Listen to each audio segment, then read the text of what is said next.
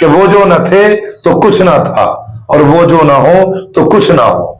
وہ جو نہ تھے تو کچھ نہ تھا, وہ جو نہ ہو تو کچھ نہ ہو, جان ہے وہ جہان کی, جان ہے تو جہان. السلام علیکم ورحمۃ اللہ وبرکاتہ. میرے پیارے محترم, میں امید کرتا ہوں آپ خیر و عافیت سے ہوں گے. اللہ تبارک و تعالیٰ آپ کو ایسے ہی خوشحال رکھے. یہ بڑا مبارک مہینہ ربیع الاول شریف کا چل رہا ہے. اس مبارک مہینے میں ہمارے آقا دنیا میں تشریف لائے ہیں.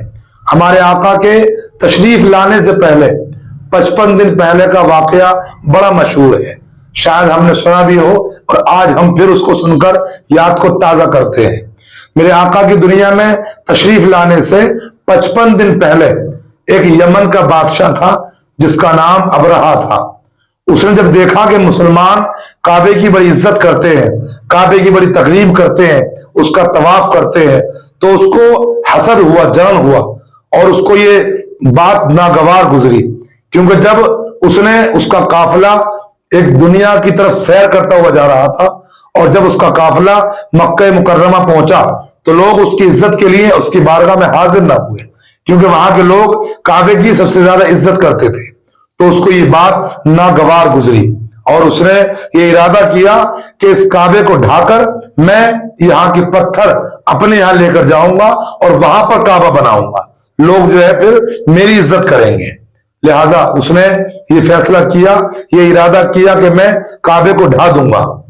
اور اس نے مکہ شریف کے جتنے بھی لوگ تھے ان کے جانوروں کو بھی اپنے قبضے میں لے لیا اور ہاتھیوں کی فوج لے کر, اپنے سواروں کو لے کر, ہاتھیوں کی فوج لے کر اور مکہ کو ڈھانے کے ارادے سے, کعبہ معظمہ کو ڈھانے کے ارادے سے مکے میں پہنچا وہ شخص. اس بادشاہ نے سب سے پہلے تو جو مکہ مکرمہ کے رہنے والے لوگ تھے ان کے مویشیوں کو اپنے انڈر میں کیا, اپنے حوالے کیا. اس کے بعد میں اس نے ارادہ کیا کہ میں اب جو ہے کعبے کو ڈھاؤں گا. حضرت عبد المطلب رضی اللہ تعالیٰ عنہ اس کے پاس آئے اور اس سے جب آپ آئے تو وہ عزت کے لیے, آپ کی عزت کے لیے کھڑا ہوا اور پوچھا کہ آپ کو کیا چاہیے, کیسے آنا ہوا؟ تو آپ نے فرمایا کہ میں اپنے جانوروں کے لیے آیا ہوں. جو تم نے کعبہ معظمہ میں رہنے والے, مکہ معظمہ میں رہنے والے لوگوں کی جانوروں کو تم نے قبضے میں لے لیا ہے, میں ان کو چھڑانے کے لیے آیا ہوں. تو بادشاہ نے کہا کہ تم کو اس بات کی فکر نہیں کہ میں کعبے کو ڈھانے والا ہوں, کہ تمہیں اس بات کی پرواہ نہیں کہ جس کعبے کو تم قبلہ بنا کر اور تم نماز پڑھتے ہو, میں اس کعبے کو ڈھانے والا ہوں. تمہیں اپنے جانوروں کی تو پرواہ ہے, تمہیں کعبے کی پرواہ نہیں. تو حضرت عبد المطلب نے کہا کہ جانوروں کے مالک ہم ہیں, جانوروں کے مالک ہم ہیں, ہمیں جانوروں کی پرواہ ہے. اور وہ کعبہ جس کا گھر ہے, وہ جس کا مالک, اس کا مالک جو ہے اس کی پرواہ اسے ہے. ہمیں اپنے جانوروں کی پرواہ ہے, ہم اپنے جانور لینے کے لیے آئے ہیں. اور جب تیرا ارادہ کعبے کو ڈھانے کا ہو تو تو دیکھ لینا, ہم نے اپنے جانوروں کی پرواہ کی ہے اور جس کا گھر کعبہ ہے وہ اپنے گھر کی پرواہ کر لے گا. لہذا حضرت عبد المطلب رضی اللہ تعالیٰ عنہ وہاں سے تمام جانوروں کو لے کر مکہ مکرمہ پہنچے اور لوگوں سے کہا کہ سب لوگ مکے کو چھوڑ کر پہاڑیوں میں چلے جاؤ اور وہاں سے دیکھو منظر, دیکھو اللہ کے عذاب کہ کس طرح سے ان پر اللہ کا عذاب آئے گا. تمام لوگ پہاڑیوں پر چڑھ گئے اور تمام لوگ پہاڑیوں پر اپنے جانوروں کو لے کر چلے گئے. حضرت عبد المطلب رضی اللہ تعالیٰ عنہ پہنچے, کعبہ معظمہ کی دیوار پر ہاتھ رکھتے ہوئے اللہ کی بارگاہ میں عرض کی, اے پروردگار عالم, آج تجھے اپنی قدرت کا کرشمہ دکھانا ہے. اے رب العالمین, انہوں نے تیرے گھر کو ڈھانے کا ارادہ کیا ہے. پروردگار عالم, آج تجھے اپنی قدرت کا کرشمہ دکھانا ہے. حضرت عبد المطلب یہ دعا کر کے آپ بھی پہاڑوں کی طرف چلے گئے اور وہاں سے منظر کو دیکھا کہ بادشاہ جس ہاتھی پر سوار ہو کر اس نے اپنے ہاتھی کو اٹھنے کے لیے کہا, اٹھانے کا ارادہ کیا, تو وہ ہاتھی اپنی جگہ سے اٹھا بھی نہیں. بہت کوششیں کی, جب نہ اٹھا اور تمام لوگوں نے اپنے ہاتھیوں کو اٹھانے کی کوشش کی, اللہ نے ان کے عذاب کے لیے اتنے چھوٹے پرندے کو مقرر کیا, ابابیل. اللہ کی قدرت دیکھیں آپ, اللہ نے یہ چیز دکھائی کہ رب العالمین جب اپنے عذاب کو بھیجتا ہے تو نمرود جیسے بادشاہ کو ایک مچھر سے مروا سکتا ہے. اللہ تبارک و تعالیٰ کی قدرت کا عالم یہ ہے کہ جب وہ اپنا عذاب ڈالتا ہے تو ابابیل کے لشکر سے جو ہے ابرہا کے تمام ہاتھیوں کی فوج کو نیست و نابود کر دیتا ہے۔ آپ نے قرآن پاک کی وہ آیت، وہ سورت پڑھی ہوگی، الم تر کیف فعل ربک باصحاب الفیل۔ اے محبوب، کیا تم نے نہ دیکھا؟ میرے آقا اس وقت دنیا میں تشریف لائے بھی نہیں تھے، لیکن اللہ نے اپنے محبوب سے کیا فرمایا؟ محبوب تم نے نہ دیکھا؟ اس کا مطلب یہ ہوا کہ میرے آقا اس وقت بھی موجود تھے۔ سمجھے آپ؟ اللہ نے اپنے محبوب کو وہ طاقت عطا فرمائی ہے کہ جب حضرت آدم علیہ السلام بھی پیدا نہ ہوئے تھے اس وقت بھی میرے آقا موجود تھے۔ سب سے پہلے اللہ نے اگر کچھ بنایا ہے تو اپنے محبوب کو بنایا ہے، سمجھے؟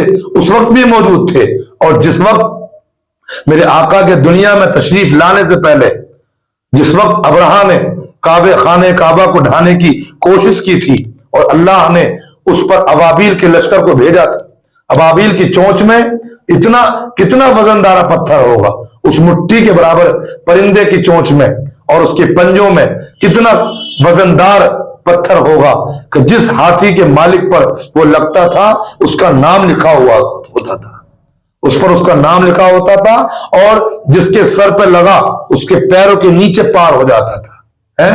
یہ اللہ کی قدرت ہے میرے پیارے۔ میرے رب سے کچھ بھی دور نہیں ہے، وہ رب احکم الحاکمین ہے، وہ رب ہر چیز پر قادر ہے، وہ جو چاہے کر سکتا ہے۔ اللہ نے فرمایا محبوب کیا تم نے نہ دیکھا کہ ان ابابیل، ان ہاتھیوں کے لشکر والوں کو کیا ہوا جن پر اللہ نے ابابیل کے لشکر کو بھیجا تھا عذاب دینے کے لیے؟